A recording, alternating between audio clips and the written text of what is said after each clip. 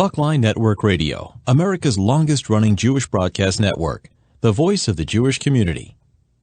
Welcome to the podcast. And now, you're listening to Talkline with Zev Brenner, America's premier Jewish broadcast on the air since 1981. And now, here's your host. Welcome back to the program. I'm Zev Brenner. To England we go, to London. Gabriel KanterWebber is with us. He is a writer. He's a student rabbi. He's in the process of becoming a rabbi at the Libel College in London. He wrote a fascinating article called The Anti-Semitic Rabbi Who Became a Priest. Actually, he's been studying cases of rabbis who've been defrocked. He only found 17 instances in Jewish history. Welcome to the program. Thank you for joining us. Thank you for having me.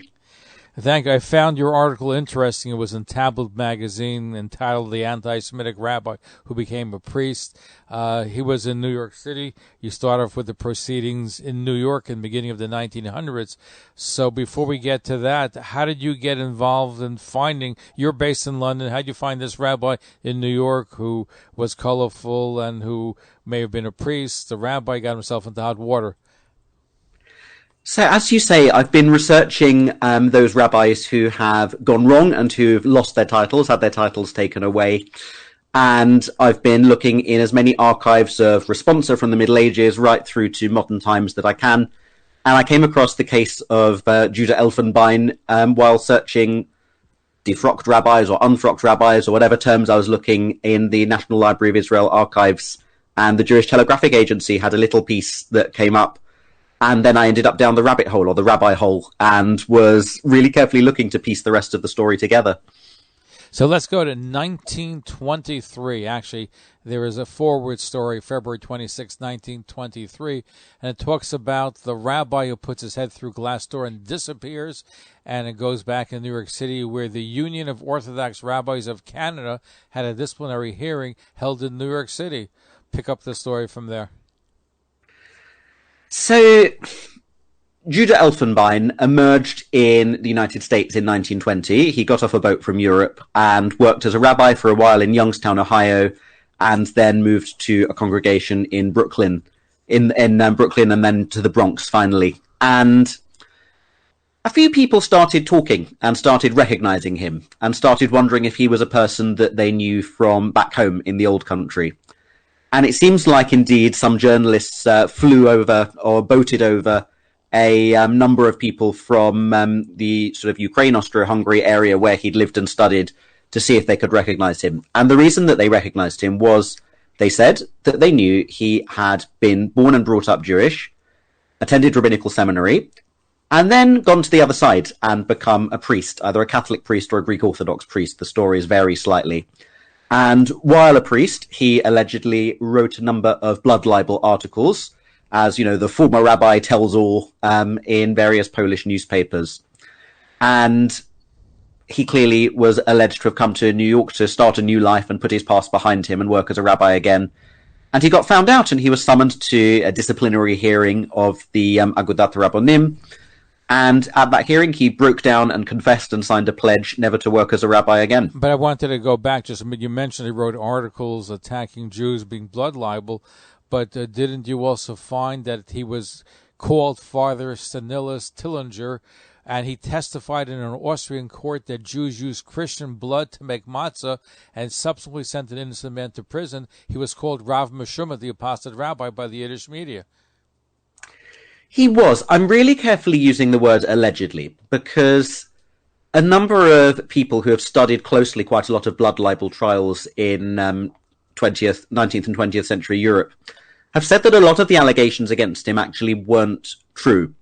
So the most famous of these blood libel trials was the Hilsner affair, which was in Austria-Hungary in 1898. And it was alleged that Judah Elfenbein, under the name of Father Stanislaus Tillinger, had given evidence saying that Jews do indeed kill Christians to use their blood. But actually, there's a number of professors of Jewish studies who've got in touch to say he doesn't appear in the transcripts anywhere. And they're wondering actually if there was a level of hysteria or moral panic about a rabbi who had once been a Christian, and there was a lot of stories circulating around the Yiddish rumor network, and he maybe wasn't as guilty as charged. So what was he again? Because he appeared at the Agudas Rabbanim, the Union of Orthodox Rabbis. He appeared there. He said he wasn't going to continue to be a rabbi. He was defrocked, but certainly he committed certain sins. The fact that he was a priest and became a rabbi wouldn't disqualify him. I know even in today's day and age, people who were Catholic priests or other priests that became Orthodox rabbis, there's nothing that would prevent it. So obviously there's something more to the story. Yes, and it's really difficult to put together exactly what it was. I wonder actually if a big part of it was simply that it was an incredibly high-pressure hearing. The descriptions of this hearing is like nothing that we can really imagine happening today. There were 10 of the most senior rabbis of 1920s Orthodox America were gathered together. There were apparently about 300 spectators. It was a public hearing that took place. There were journalists, there were flashing lights, there were cameras. And then he turned up and he was this figure of great hatred, and there was hissing and pointing throughout the room when he arrived slightly late, apparently. So he was clearly really Jewish at heart if he turned up late. And I wonder actually if he was just completely intimidated by what happened. He certainly was a Christian at some point in his life. There's articles that he's written as a Christian, but no one's actually, despite all this research that's been going on in the last few weeks, been able to find anything actually anti-Semitic that he did right. So I wonder if there is actually a big element of moral panic that was happening. Yeah, I wonder how that whole thing came about, because you had a lot of those charges made, including in the room, and the reason why you had so many reporters, you had a frenzy of people that were there because of the interest in such a unique story. Yeah, I mean, the worst thing I found, so to speak, was a Polish article he wrote in 1901, which said that Jews were misguided believers and deliberately tried to dissuade Christians from believing that Jesus was the Messiah.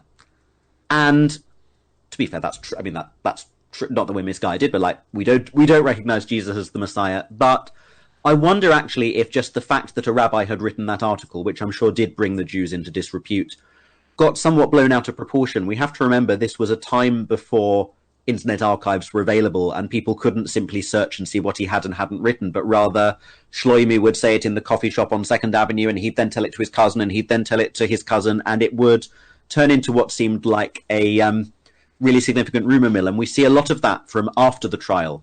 And this is before Twitter and Instagram, so you can imagine what it created at that point in time. But at the trial itself, with the Agudas Rabbanim, wasn't there a heavily bearded man who came in and said, that's Tillinger, that's Elfenbein, that identified him as being both?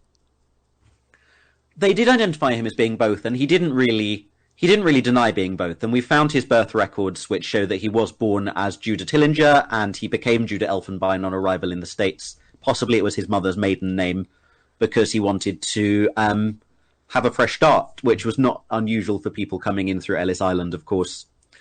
And there was certainly some element of hounding that was going on. There were occasions when he had to call the police because journalists wouldn't leave his home. And after the trial, he disappeared, but there were then sort of Elvis-like sightings of him around the United States for quite a few years afterwards. There was a dishwasher in California who looked a bit like him. There was someone I love the name, Rabbi Rudolph Coffey. Yes, it was an excellent name. Rabbi Rudolph Coffey. I love the name. Said that he spotted him washing dishes in Oakland and said, are you this person? And the dishwasher denied being Rabbi Tillinger, Rabbi Elfenbein, but couldn't stop himself from dropping Talmudic wisdom from his lips. So he sounds like he must have worked in a very interesting cafe. And do we know what actually happened to him? Not so much. The end of his life, we know that he died in poverty in a shack outside Rio de Janeiro. He seems to have spent the last couple of years of his life working as the librarian to the Brazilian Senate, of all things. But how and why he ended up there is not entirely clear. What happened to him straight after the trial is not entirely clear. It's a really fascinating life with just these very few fixed points, and everything else seems to be a huge amount of rumor, conjecture, and you know what the Yiddish media in history was like as well. It was a really exciting time for stories to be shared and told and retold in different ways, and who can say exactly what happened and what didn't. Now, did he say any more at the trial as to why he was born Jewish, became a priest, and then came back to be a rabbi? Did he shed any light as to... It is strange to go through that whole he kept on changing, kept changing religion like people change underwear. He kept changing. Did he give any indication of what was going on? No, basically, or certainly none that I've been able to identify.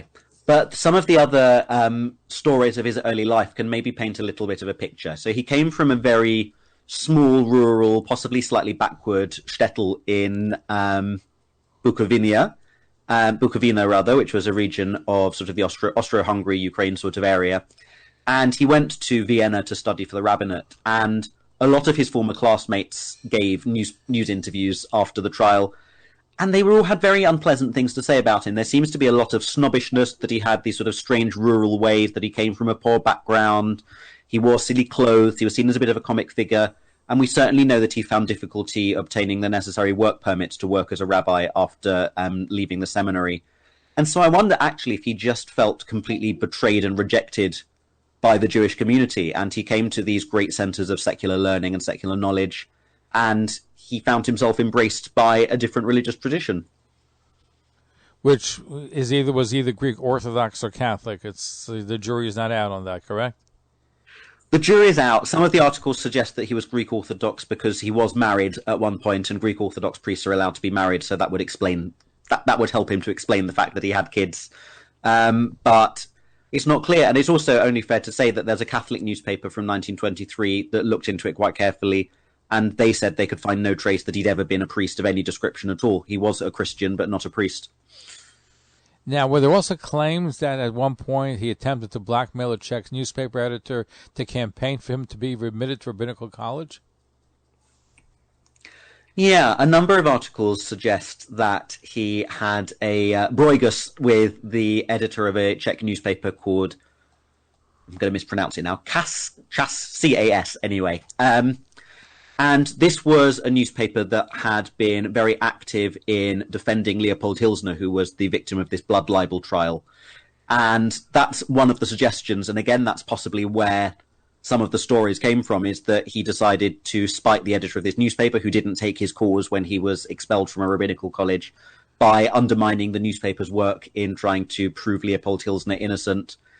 But again, we've only got very different and inconsistent accounts for all of this. There was certainly some sort of broigus, but again, putting together the details might well be a lifetime's work. But I was just curious because I know that did he actually get ordained as a rabbi? He was expelled. What was his status? Was he really a rabbi to begin with? Did he have the credentials if he was expelled? It's so hard to tell. So most of the coverage agrees that he was expelled from two different seminaries, from Vienna and from Berlin. But there's also quite a few news articles in German newspapers from the sort of early 1900s that describe him as applying for different rabbinical jobs around the place, which suggests that he was ordained. But rabbinic ordination back then was more complicated. It needn't be that being expelled from a seminary would be the end of it, because you could get privately ordained quite easily. If some of his teachers thought that he was a promising student, he could still have obtained that ordination. I think the likelihood is that he was a rabbi in one way or another, because he certainly seems to have been applying for rabbinic positions with no one questioning his credentials. But as to exactly how he obtained that, I don't know.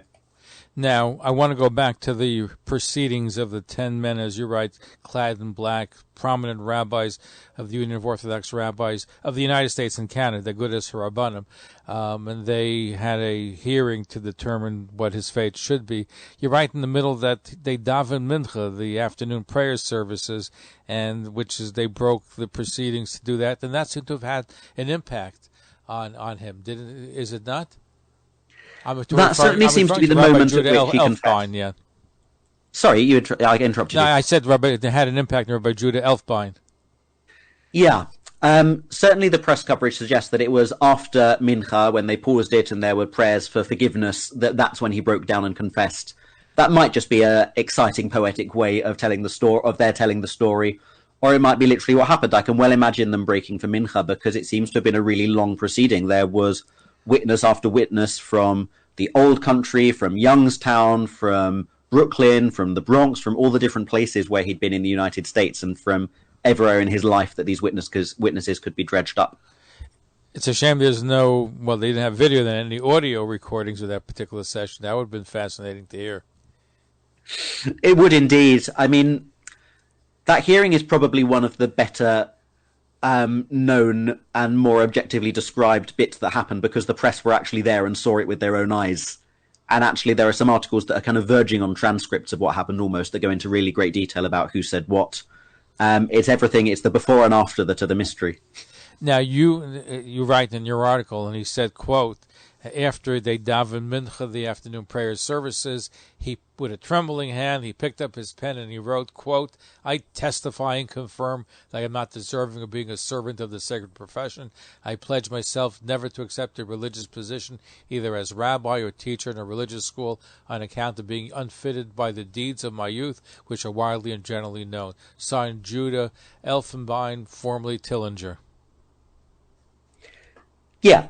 And that is the confession that he signed. But again, I think if we're comparing this to a courtroom procedure, which I think we can do, it would have been an incredibly oppressive environment. If these days we had a defendant who was on their own in the courtroom with no one to represent them, 300 very hostile spectators in the gallery, no opportunity to really meet the charges, I can well imagine that he might have signed anything that they were giving him just to get out of that space almost.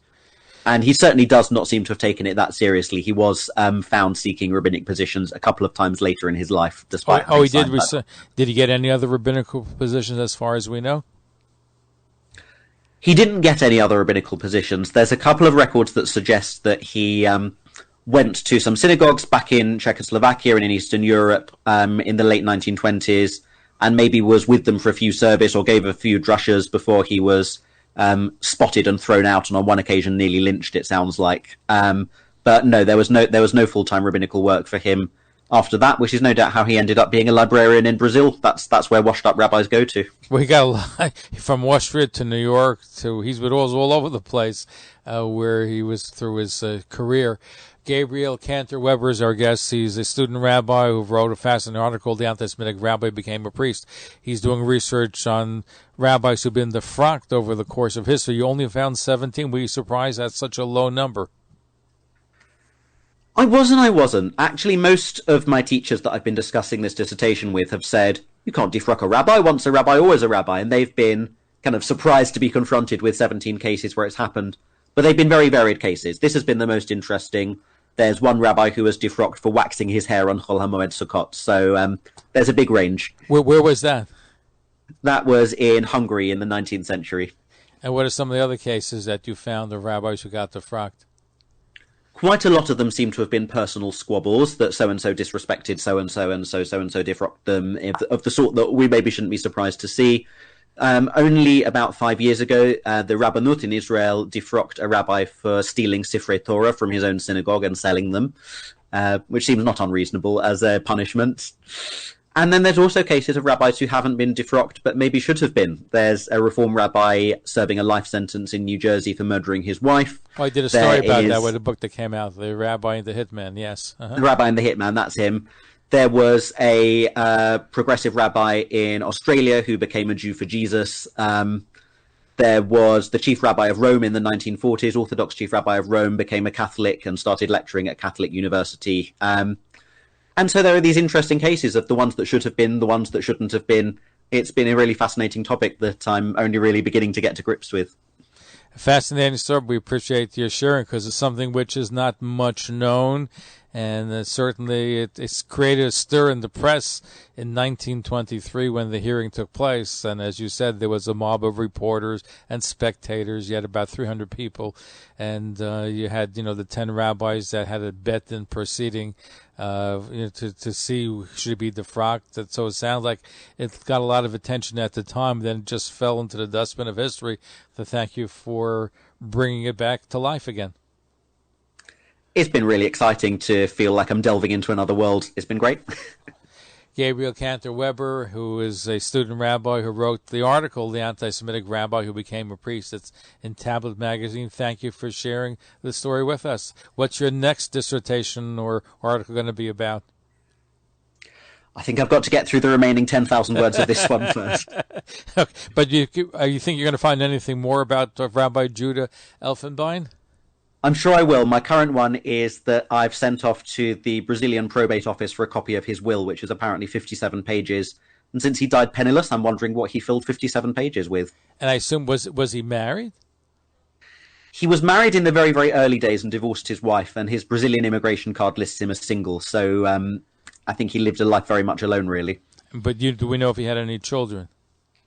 He certainly had at least some children, and one of them seems like it was one of them paid his passage to America to get him away, essentially. I think they found him a bit of an embarrassment by that point. Have you been able to track down any family members and get to them in your research? I found a very distant cousin who himself is a genealogist and has been trying to find direct descendants, but the paths are very much dried up. My suspicion is that his children and wife changed their surname or went back to her maiden surname because of the notoriety. It would have been awful for them. Wow, fascinating. So, Gabriel, thank you for sharing that with us. I look forward to having you back. Good luck on your studies. Thank you. And we're going to be right back. Don't go away. Stay tuned. Follow us on Facebook, Twitter, and Instagram.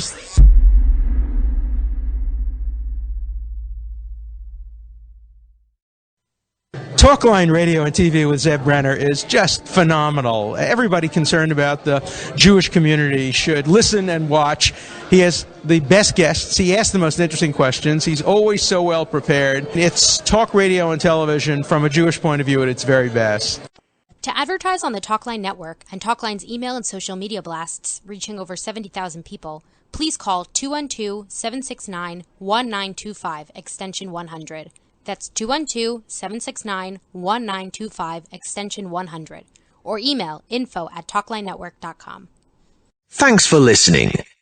For continuous Jewish programs, talklinenetwork.com, or our 24-hour-a-day listen line at 641-741-0389. For past shows, you can find us on iTunes, Spotify,